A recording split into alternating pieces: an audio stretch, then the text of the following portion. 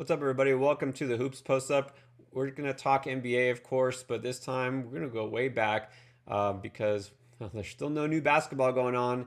We're going to do like everybody else. You've been sitting there watching these hardwood classics, right? Talking about Jordan, The Last Dance, 80s, 90s, everything back from what we call the glory days of the This NBA. time we are going to pick our top 5 ultimate 80s Dream master Team. team. I think Dream Team is an appropriate word. Master team. You like Master Team. Okay. But we're going to make some tough choices. We're not picking a full squad. That's the thing, is we're going to go each position. You're just picking one group, a starting 5. All right, we got to start with the point guard position, all important. And so some names that definitely not surprising here. We got Magic Johnson. Wow, that's a huge surprise. I yeah, wouldn't have thought that we would ever consider that. You're really digging deep, thinking 80s basketball, and I forgot that guy, that Magic guy. All right, and so I know y'all are thinking, okay, well, how can you not have him? And it's a pretty easy choice, but let me just throw this out here. Isiah Thomas, and if you go by the Holy Bible of NBA, which is 2K20 rosters, their All-80s team has Isiah Thomas on there, and you know what? Here's another thing. Magic Johnson, obviously a point guard, he could technically play everywhere, right? I mean, you could put him at another position. But here's the thing. My point is, you might be surprised how close they are statistically, right? So Magic Johnson and Isiah Thomas both averaged during the 80s about 20 points. Magic had the edge in assists, right? About 11, I think it was 11.3 per game. Isiah was, what was it, closer to 7 or 8? 7 assists. All right. So, yeah, Magic's got the edge there. And then as far as rebound, yeah, of course, Magic's got the edge. Yeah, definitely quite a bit. So, do you take into consideration maybe Isiah, a different style of play? Obviously, Magic known for showtime, right? Running the fast break and just scoring and scoring. Isiah and the Bad Boys were known for defense. And do you think that matters? You can say, well, Isiah was kind of the general and led that defense, and he had that mentality, the bad boy mentality, because they say he was kind of the leader. He wasn't the one, maybe the first guy to throw a punch, but he was the one, telling Lambeer, hey, take that guy out. That counts for something. That's what you call intangibles, right? But my point is, do you think that maybe the defense and the toughness that Isiah brought, do you think that counts for something? Of course it counts for something. So are we making our picks now, or you're just asking my thoughts on Isiah? Like, Isiah wasn't, people didn't like him as a teammate. People didn't necessarily want him to be around others. Yeah, well, he made a lot of enemies. Some guy named Jordan, I don't think was a fan of his, right? That's why he wasn't on the Dream Team. But do you think Isiah could even be in the conversation if we had to pick, right? We're saying we have to pick. Right. I mean, you're just going to laugh and say, what are you talking about? It's got to be Magic. I absolutely love both players because of the impact that they made on their game for the teams they played for, right? Mm-hmm. Obviously, that's no brainer. Okay. Now, do I like one more than the other? Yes, I do. I would go with Magic Johnson. Isiah Thomas. Oh, okay. I thought you were going to say it. I would go with Magic Johnson. This one is too easy for me. And seriously, if I picked Isiah, would our comment feed blow up? Well, that's what I'm bringing this up now. I do appreciate his defense. I like the scrappiness and his, and he was a little dirty, right? I mean, yeah. I mean, some people would say that. I mean, some people wouldn't call it dirty. Those would be Detroit fans, mainly. But yeah, I mean, that was a team. Look, I got no love for Detroit, the Bad Boys. I hated them then. I still hate them now. So a lot of people did. But I'm just saying, you have to give credit where it's due. Isiah, not just one of the best point guards of the 80s, but then you have to realize that, though, I think this kind of hurts him in that sense. Is not just, the Lakers had more championships than the Pistons, right? Obviously, that Lakers team. But Isiah's championships came technically in the 90s. So when you got to look at just 80s, and it has to be Magic. Of course. Yeah, that it wasn't a trick question, though. I'm not saying that to try to see if I could trick you into picking Isiah. I'm just saying that it's closer than people might think. Gotta be Magic. It's gotta be Magic Johnson. I wouldn't pick anyone different for this 80s time frame that we're discussing. And Gotta be Magic. Just like, I wasn't going to put Magic or Bird, or of course we didn't put Jordan in here because there's no point. But yeah, I just sneaked this in, honestly, because there's nobody else point guard wise. It was a little thin. I was surprised, right? Like, who else would even stack up to those two? And there wasn't really anybody like at that level. In the 80s, no. 80s, no. All right, let's move on. Now, you're going to like this one a little bit better. These are players that we like a little bit better. Not just the nicknames. I mean, in terms of pure nicknames, I'd give it to Ice. So there is no better nickname than Iceman. I don't think so. But my favorite player, I'd say, okay. You can't say favorite player of all time. You can't say favorite player of, growing up. You can't even say that. Because Magic was your favorite player. Well, that's okay. That's why I walked it back a little bit. Okay, top three. My three, and we're going to talk about the other one in a second. But, okay, there's Magic, the first jersey I ever owned. I still have it somewhere around here. And then Clyde the Glide. Like, Clyde Drexler, he was just smooth. He was professional. He was a scorer, right? But he was also kind of like a quiet leader. Compared to yeah, I mean, that's not an insult, right? But, okay, but then the Iceman, which I know we've talked about before, top 50 player of all time, and then, of course, the Spur, the original Spur. If you had to pick, totally unbiased, totally not at all thinking about the fact that you grew up in San Antonio, but really, right, you got the Iceman and you got Glide. Who are you picking? I've got to go with the Iceman. That's a silly question. I know. Okay. It's a silly question. For me, I'm going with Ice. I am going with Ice. I mean, do you feel like, because obviously going from the ABA to the NBA, and then came up in the 70s, but a lot of people I think slept on the fact that he was still really productive in the 80s, right? Difference is that he didn't continue his career in the late 80s when the NBA really blew up, right? Like, when was the last time? When did Ice retire? When did he officially end his career? It was like mid 80s, right? Wasn't it? It was in the 80s. Yeah. Okay. And really the NBA kind of took that leap in, I think it was like 85, 86, right? Got to give some credit to David Stern.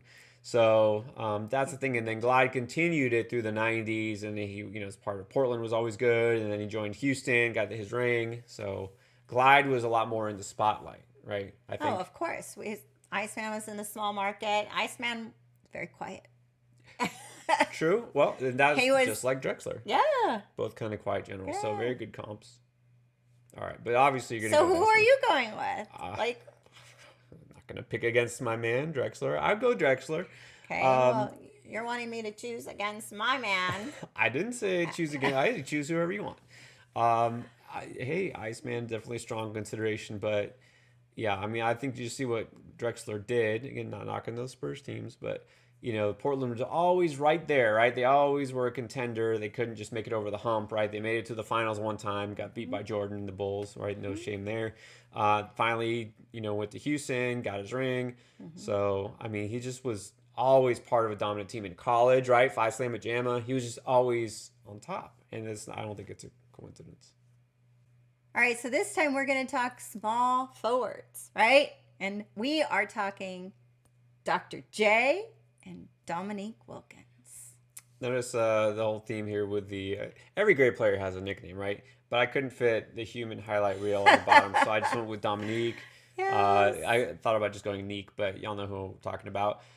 This is an interesting one, don't you think? Because Dr. J, obviously coming into the 80s. I absolutely love this matchup right here. Oh my gosh, so hard to choose. Okay, so when I'm thinking Dr. J, I'm thinking 70s, right? He did play a good amount of time in the 80s. I think like 5 or 6 years in the 80s. But when I think of Dr. J, I think of him in the 70s as being at the peak of his career.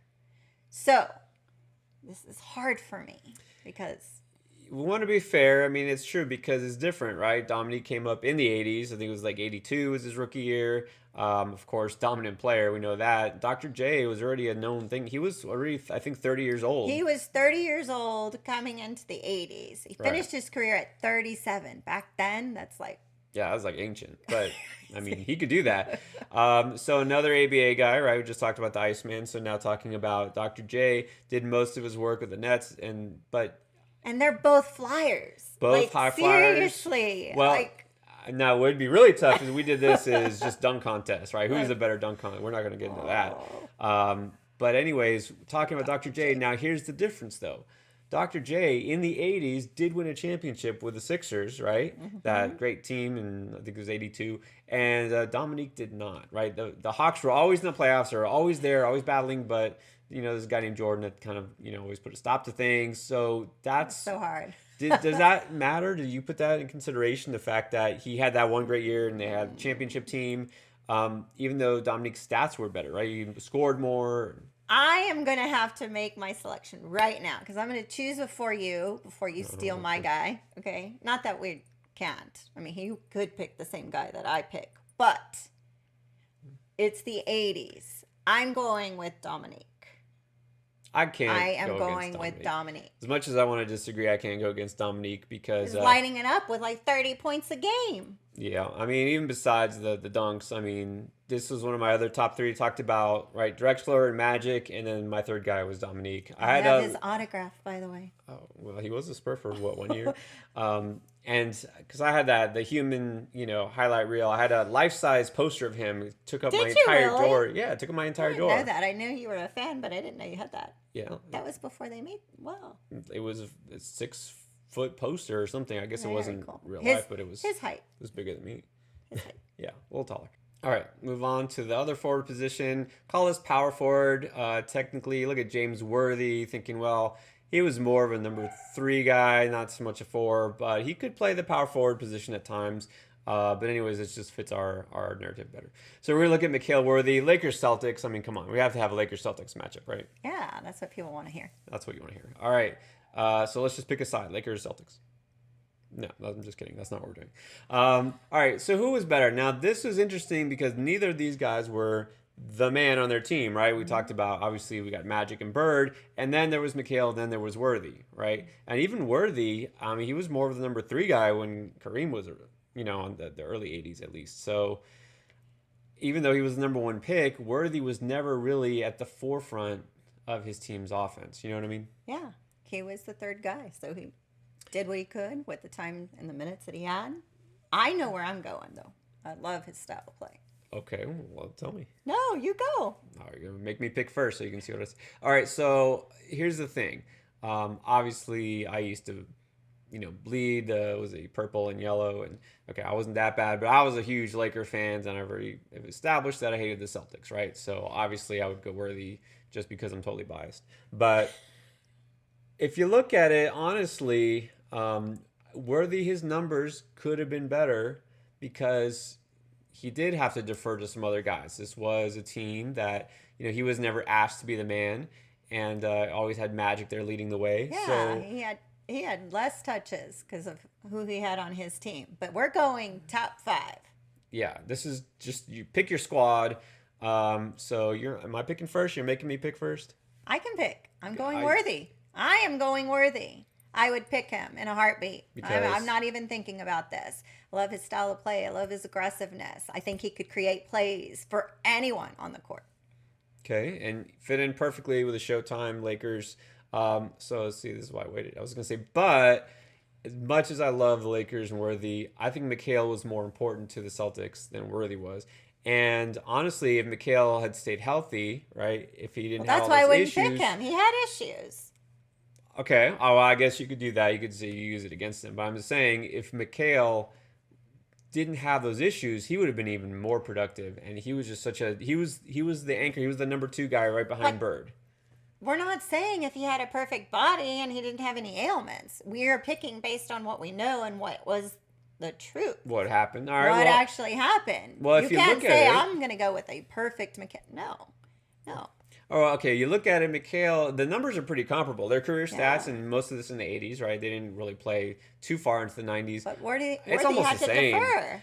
Yeah, Ooh. well, then you could say the same thing. Well, if he would have, okay, no, not playing what if. All right, the career stats here is their points are almost the same. Career points per game is the same. Rebound, yeah, Mikhail has a slight edge, right? A couple. Assists, Worthy has a slight edge. All in all, if you look at the stats, it's almost identical, right? The championships go both ways, so it's tough. But to me, Mikhail brings more toughness, and at a position like a forward, I think I got to give him the slight edge, which it really pains me to say. And for me, Worthy is the cooler side of the pillow. He was cooler, that's for sure. All right, so we're going to finish off with the big guys, right? The big men, Moses and Kareem. I'll take them both. That's good. Why not, right? We put Kareem at center, put Moses at the power forward, and I think we're set. I like that. No easy choices here. You're gonna have to pick. You have to pick either arguably the greatest player, the greatest center of all time, or the one who's probably the most dominant in the '80s. The guy who had that one monster year, and then we already mentioned Dr. J, right? Yes. That Philadelphia team won it all, or the guy who led the Lakers to multiple championships. Go ahead. This is tough for me. I'm not a Lakers fan. I swear it looks like I'm picking all the Lakers, right? I mean, it is the '80s. They sort of were a thing. But I am going to go with defense, and I'm going to go, wow, is my defense argument going to hold up? Because aren't they pretty close? They're pretty close. You know, They are pretty close. I was surprised. We looked this up, right? Their defensive rating through the '80s, Kareem's defensive rating actually improved. It was better in the '80s than it was in the '70s, even though he got older. His defensive rating was around 106, 107, which is kind of the same as Moses Malone. Yes. So it's amazing. I think he was, by the end of the '80s, 40 years old. I think of Moses Malone being that massive, beefy beast, on the court, throwing those arms and flailing everywhere. Throwing those goggles around. This is the battle of the goggles. This is a goggle throwdown. Who had the better goggles? How about that? Kareem. Kareem? Oh, so I was going to go Moses. But this one is tough. This one's tough. Tell us what you think. Who was your big guy pick? I think, to be honest, it's I'm hard. going to go Moses. I think it has to be. And I don't want to. I really don't, because I love Kareem's style of play. I do. I hated him then. I hated him in the 80s, but here's the thing. I'm going to have to go Moses Malone. Statistically, you look, it's got to be Moses. He led the league in rebounding, I think 5 straight years in the 80s. I mean, he was the man on the boards, and of course, averaging about 20 points. But that skyhook I can do so well. I learned it from Kareem. Oh, well, here's my argument for Kareem. All right, she's got a mean skyhook. But my thing with Kareem, here's my argument for him, is the fact that he was coming into LA, right? His career through the 70s, he was already a superstar, right?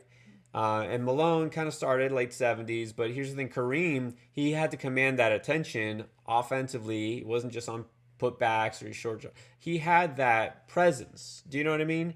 And that's the part I would love to combine the two, right? Well, that's the thing. Presence on the court from Kareem, and then there's the toughness. Yeah. I mean, Malone did his job. There's no way to argue against Malone. But the thing is, I'm not a guy. I'm the last one to say, "Oh, the rings, right? Who's got more rings?" Because it's a team thing, obviously. But I think Kareem's his just demeanor, his presence, right? His establishment, teams had to focus on him, and so I'll give a slight edge to Kareem. How about that? Okay, it was tough for me to pick. These are our picks for the ultimate '80s team. Who do you all think? Who would you have? Is there any way you could not pick Magic? Probably not, but. Who do you have as all 80s dream teams? There's somebody we missed. Now, again, didn't talk Jordan because there's no point. I almost left Magic off, but like I said, there was another point guard really to compare with Isiah. Right. Also left off Bird, but that's also partly the Celticator in me. So who's your all 80s dream team? And don't forget to watch our other episode, the all 90s throwdown, which was definitely a lot tougher. Yes. All right. Thank you so much for watching us, everyone. Don't forget to hit that notification bell. Like us if you like the video. And, of course, subscribe first before you do all that. And just so you know, we also have our hoopspostup.com. That's right. Check out the site, hoopspostup.com. We're going to start putting out all sorts of content throughout the off season. Peace and love, everyone. All right, so this time Sorry, go ahead.